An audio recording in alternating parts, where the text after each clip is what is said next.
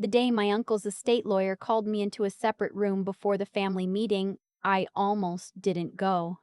I almost stayed in the parking lot of Hargrove and Associates, sitting in my 10-year-old Civic with the cracked dashboard, telling myself it didn't matter. That whatever was in that conference room wasn't going to change anything for me. It never had before. But I went. And what happened in that room? What I heard, what I saw, what my aunt screamed when the second envelope was opened. I'm still processing it, 2 years later. My name is Noelle Carver. I'm 31 years old, and until 18 months ago, I genuinely believed that being invisible in your own family was just something you learned to live with. My Uncle Paul was my mother's older brother. He built a landscaping company from nothing, literally from a beat-up Ford pickup and a push mower he bought at a garage sale in 1987. By the time I was old enough to understand what he did for a living, Carver Green had 15 crews, 3 commercial contracts with the county, and a reputation that made people in our town call him before they called anyone else. He was the kind of man who remembered your birthday without Facebook reminding him, who kept a tin of hard candy on his desk for kids, and who would drive 40 minutes in a snowstorm to help someone jump their car. People loved him in the way you only love people who are genuinely, consistently good. He never had children of his own. He and his wife divorced in the late 90s, no kids involved, and he'd been single ever since. So, his world revolved around family, specifically around my Aunt Sandra and her 2 kids, my cousins Reed and Jordan, and to a much lesser and quieter degree, around me. My mother died when I was 9, cancer, fast and mean. My father had already been gone for years before that. Not dead, just absent in the specific way some men choose to be. So, after my mom passed, I went to live with my Aunt Sandra. Her house, her rules, her family. I was the extra one. The one who showed up with 2 trash bags of clothes and a library book I'd borrowed and never returned. I want to be fair when I talk about my aunt. She fed me. She kept me clothed. She drove me to school and signed my permission slips and showed up to my high school graduation. She did the things that are required. But there is a wide and painful distance between what is required and what is love. And I lived in that distance for 9 years. Reed got a car for his 16th birthday. A used Jeep, nothing fancy, but his.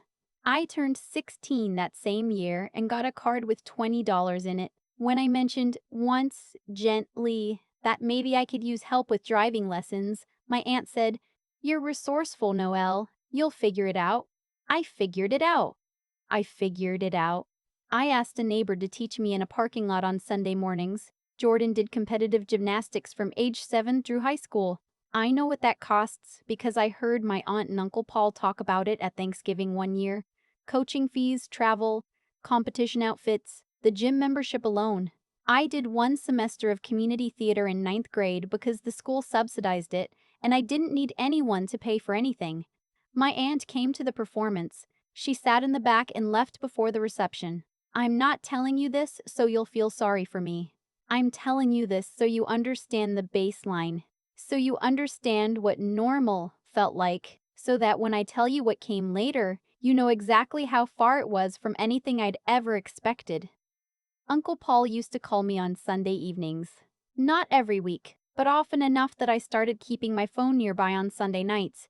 He'd ask what I was reading, what I was working on. I'd gotten into bookkeeping after high school, took some community college courses, got certified, built up a small client list.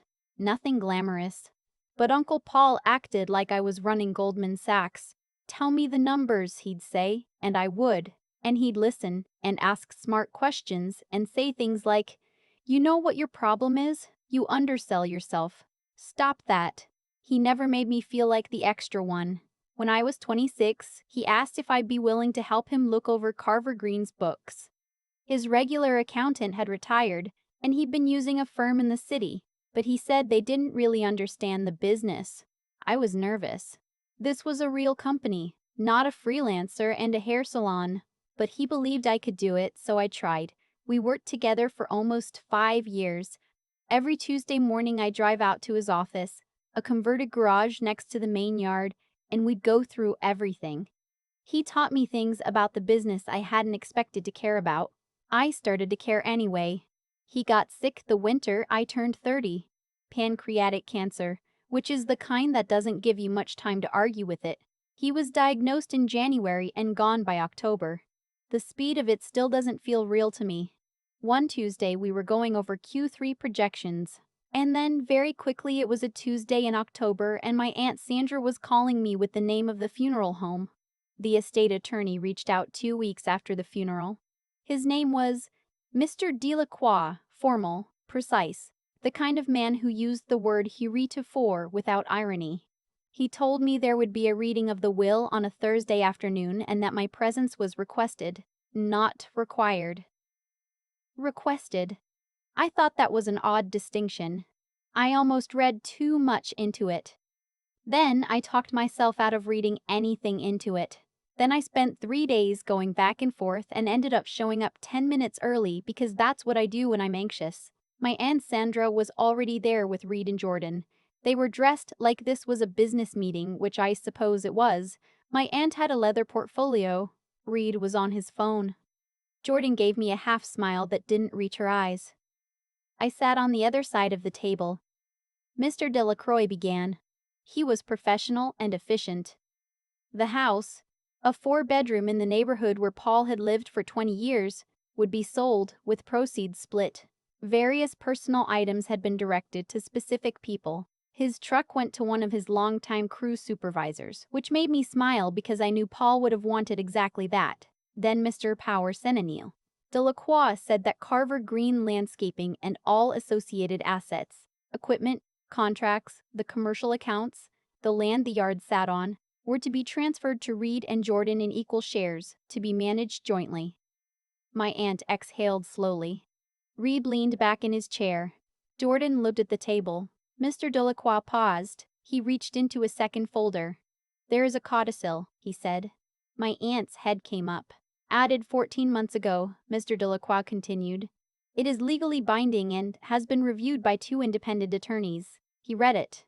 Carver Green's commercial accounts, the 3 county contracts, which together represented roughly 40% of the company's annual revenue, were not included in the transfer to Reed and Jordan. They had been carved out. Separately, a savings account in the amount of $214,000, accumulated over 5 years from consulting fees paid to me through a formal arrangement Paul had set up, was already in my name. Had been for over a year. The codicil also directed that I be offered the first right of refusal to purchase the commercial division of Carver Green at a price set below market value, financed through a structured arrangement Paul had already negotiated with a local credit union. He had set all of it up, quietly, over a year before he died, while he was still healthy enough to do it right. I didn't move. I'm not sure I breathed. My aunt said, "What does that mean?" Mr. Delacroix explained it again, more slowly. Reed said, "So she gets the county contracts. She has the right of refusal on that division, yes." "Those contracts are the whole point," Reed said. His voice had changed. "The residential side barely breaks even in the winter. You can't run the company without those accounts. That is a business matter for the family to navigate," Mr. Delacroix said. My aunt turned and looked at me. And I want to try to describe her face accurately, because I've thought about it many times since. It wasn't grief. It wasn't surprise exactly. It was something colder than both. The expression of someone who has just realized that a situation they thought they controlled had been operating outside their control the entire time. "Did you know about this?" she asked me. "No," I said, which was true. "Paul never mentioned any of this to you." "He never mentioned the codicil." "No." She didn't believe me. I could see it. And I understood why. Because from where she was sitting, it looked like I had been quietly positioning myself for years. But that wasn't what happened. I had been doing my job. Paul had been watching and planning and deciding what fairness looked like when the people he trusted to be fair hadn't been. Reed pushed back from the table. Jordan still hadn't said anything. My aunt opened her portfolio, then closed it, then said she needed to speak with her own attorney before any decisions were made. Mr. Delacroix said that was entirely her prerogative. We all stood up. No one spoke to me on the way out. My aunt walked past me like I was furniture. Reed held the door, but he held it for himself and it swung back before I reached it. I sat in my car in that parking lot for a long time. Here is what I hadn't known, and what I learned over the following months. Paul had started tracking things carefully about 2 years before he got sick. Not because he expected to die, I don't think he knew then, but because he'd seen something that bothered him. Reed had asked Paul, in what Reed apparently thought was a casual conversation, about the commercial contracts, specifically about whether they'd automatically transferred to family upon Paul's death or whether they'd need to be rebid. It was a specific enough question that Paul wrote it down in a notebook he kept in his office. He told me later, in a letter he'd left with Mr. Runny Delacroix, which the attorney handed to me separately after the family left, that the question made him realize Reed was thinking about the company in terms of inheritance, not in terms of work. Paul had watched Reed for years. Reed was charming and unreliable in the way some people managed to pull off for a long time. Always a reason why something didn't get done. Always someone else's fault. Always about to turn things around. Jordan was more capable but had zero interest in landscaping. She'd said as much to Paul at a Christmas dinner, and then seemed to forget she'd said it. And me. He'd watched me show up every Tuesday for 5 years. Watched me catch a billing error that saved the company $11,000. Watched me stay late in March to help prepare for a county renewal meeting I technically had no role in. He wrote in that letter, and I read it twice in my car before I could see straight, that he had never once seen me do anything for the recognition. He said he wanted to do something that couldn't be undone. So he did. The months after that meeting were not peaceful. My aunt hired an estate attorney who found several angles to challenge the codicil. Paul's mental state when he signed it, the independence of the two reviewing attorneys, the question of whether the commercial accounts could legally be separated from the business entity. I hired my own attorney, which required money I didn't entirely have, and I will be honest with you, there were weeks where I ate a lot of rice and beans and told myself it was temporary. The mental competency challenge fell apart quickly. Paul had been assessed by his physicians 6 months before he signed the codicil, and the records were thorough. The independence of the attorneys was verified. The account separation had been handled by a specialist in business succession law, someone Paul had specifically sought out because he knew his family would look for cracks. He had anticipated the fight. He had built the codicil to survive it. What none of us had fully processed, until the attorneys started going through Carver Green's financials in detail, was the condition of the residential side of the business. Reed had been named a partial manager about 18 months before Paul's death, a role Paul had given him as a kind of test, I think. Or maybe a hope. In those 18 months, Reed had approved 3 equipment purchases that weren't in the operating budget, paid himself in advance against future earnings that wasn't documented properly, and lost 2 long-term residential accounts because he'd missed renewal calls. The company books I'd been maintaining were for the overall entity, but the residential division had its own operational petty cash account that Reed had been running separately, and it was a mess. My aunt's attorney tried to use the financial irregularities as evidence that the company was in poor shape, and therefore the codicil created an unfair burden. Paul's attorney, still involved because the estate was still open, argued the opposite, that the financial irregularities demonstrated exactly why the codicil existed. The judge agreed with Paul's attorney. I exercised my right of refusal. I worked with the credit union Paul had already set things up with. The financing was complicated and required me to bring in a business partner, a woman named Greta I'd met through a professional association, who had operational experience I didn't. We restructured the commercial division as a separate LLC. We honored every county contract. At our first renewal meeting, the county expanded our scope. The day the paperwork was final, I drove out to the yard, what had been Paul's yard, what was now partly mine, and stood in the parking lot in November drizzle and thought about all the Tuesday mornings I'd spent in that converted garage. The smell of that place. The hard candy on the desk.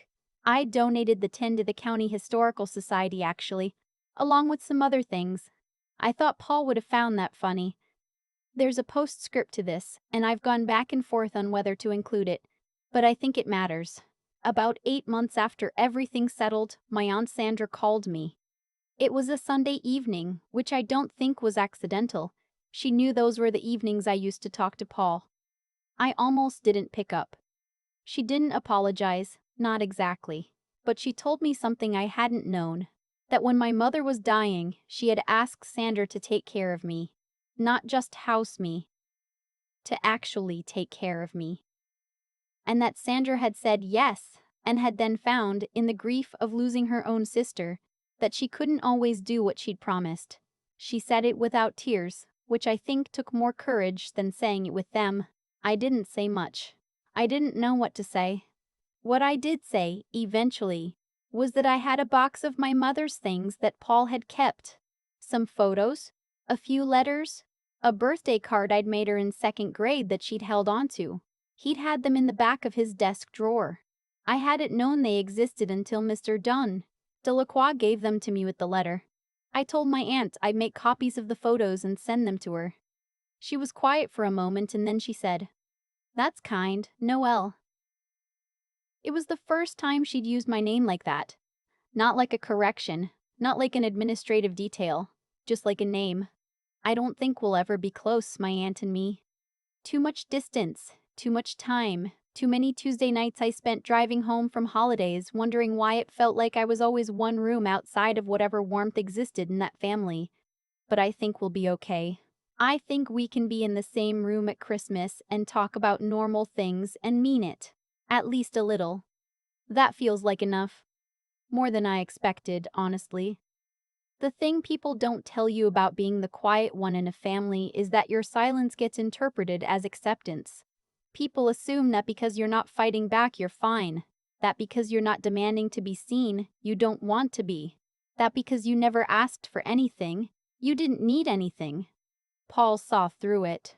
Not because he was extraordinary, though he was, but because he paid attention. He just kept paying attention, year after year, Tuesday after Tuesday, until he had seen enough to know what was fair. And then he did something about it in the one way that couldn't be argued away, softened, delayed, or taken back. I think about that a lot, the patience it required, the faith it required in me, that I would actually do something with what he left, that I wouldn't fold when they pushed back. I carry that with me. I keep trying to be worth it.